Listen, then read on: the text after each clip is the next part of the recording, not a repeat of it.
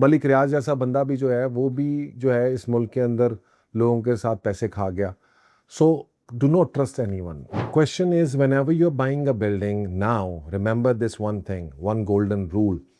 You need to make sure कि आपको 3 चीज़ें ट्रांसपेरेंटली मिल रही हो. अगर आपको ट्रांसपेरेंटली नहीं मिल रही हैं तो वो जितनी मर्जी अच्छी बिल्डिंग है आप उसमें से कभी पैसा नहीं बना सकेंगे. तो क्या चीज़ें हैं भाई? उस जिम्मेदारी दे रहे हो उस बंदे को, सवेरे मर जाए तो कौन जिम्मेदार है?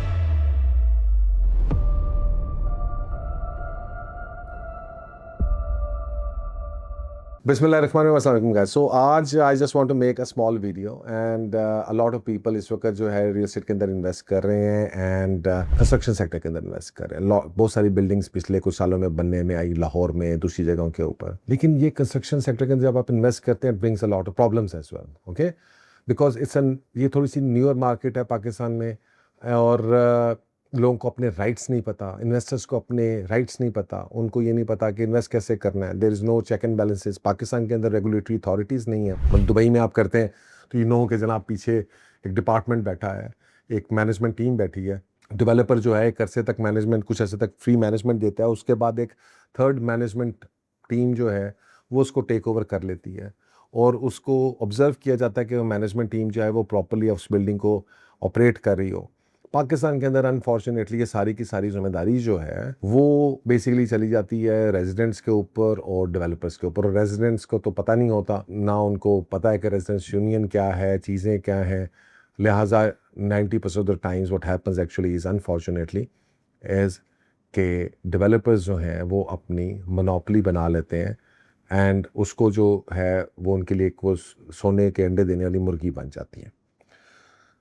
इसका मतलब ये नहीं है कि मैं कह रहा हूँ कि जी कि सारे डेवलपर्स जो हैं वो ख़राब हैं, गलत हैं या वो हैं.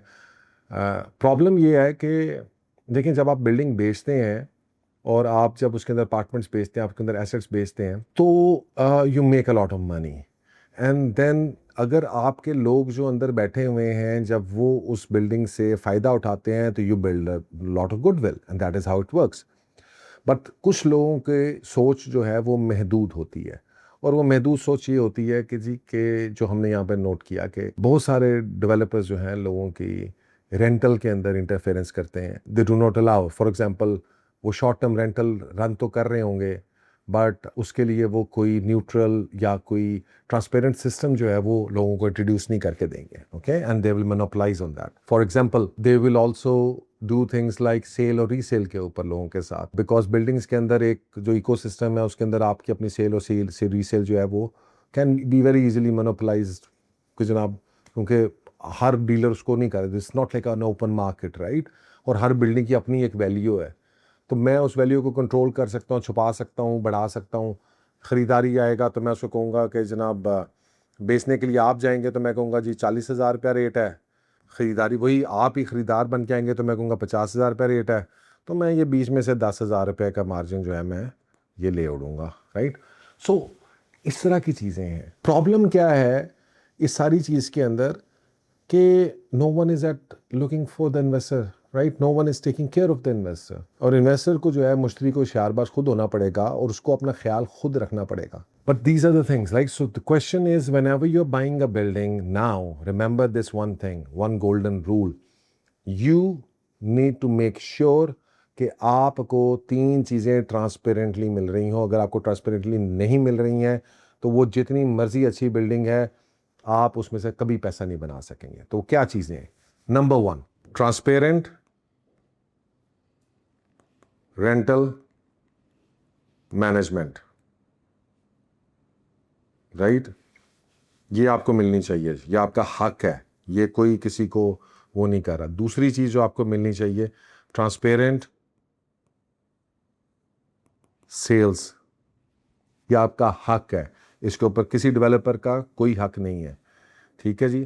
तीसरी चीज़ जो आपको मिलनी चाहिए वो ये है कि जी के एक transparent and verifiable management cost. अब प्रॉब्लम ये है, सवाल है, मैं हमेशा एक बात करता हूँ और मैं उसको ये कहता हूँ और वो आप भी ज़हन में रखें. Do not trust people, do not trust Shahnawaz Yaqub Bhatti, do not trust anyone, do not trust any developer, right. Malik Riaz जैसा बंदा भी जो है वो भी जो है इस मुल्क के अंदर लोगों के साथ पैसे खा गया. So do not trust anyone, but you can trust what you trust systems. Okay, as long as you're trusting the system, you're safe. As long as, जैसे आप इंडिविजुअल बैंक, पाकिस्तान के अंदर मैंने ये देखा है कि हमारा जो सिस्टम है ना, ट्रस्ट वो सिस्टम्स के ऊपर नहीं, हमारा ट्रस्ट इंडिविजुअल्स के ऊपर है. भैन मैं ਤੁਹਾਡੇ ਕਹਿਣ ਤੇ ਲੈ ਰਿਹਾ, ਭੈਣ ਤੁਸੀਂ ਮੈਨੂੰ ਕਿਹਾ ਤੇ ਮੈਂ ਲੈ ਲਿਆ, ਤੁਸੀਂ ਜ਼ਿੰਮੇਦਾਰ ਹੋ. ਭਾਈ ਉਸ ਜ਼ਿੰਮੇਦਾਰੀ ਦੇ ਰਹੇ ਹੋ ਉਸ ਬੰਦੇ ਨੂੰ, ਸਵੇਰੇ ਮਰ ਜਾਏ तो कौन जिम्मेदार. ठीक है. सो आप लोगों को ये सोच से बाहर निकलना पड़ेगा. I am trying to educate for very long time कि स्टॉप ट्रस्टिंग डेवलपर के ऊपर. और जी बहुत अच्छा डेवलपर है यार, उस ऊपर डेवलपर को सुबह कुछ हो जाए तो क्या होगा. You have to trust the system, and this is exactly why where Imlaak asset management comes into play.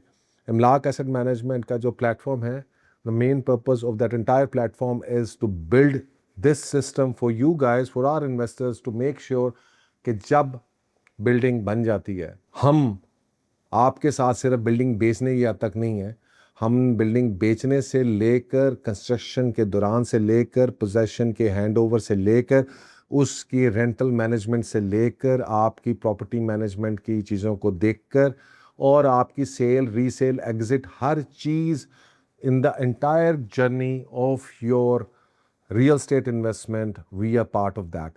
And that is the difference between an asset management company, a property management company, or a real estate sales and marketing company. So we'll discuss that. Okay, why a lot of people ask me at times like, Imlak kya hai? Imlak is a sales and marketing company. Imlak is a property management company. And I think about it and sometimes I'm like, yeah, abhi hamari market is very immature. So I have to. So I will make a video separately so आप लोगों को पता चले कि what are 3 kind of real estate companies, how do we come up as a different company, and what makes us unique. So stay tuned, keep watching Imlak, take care, Allah Hafiz.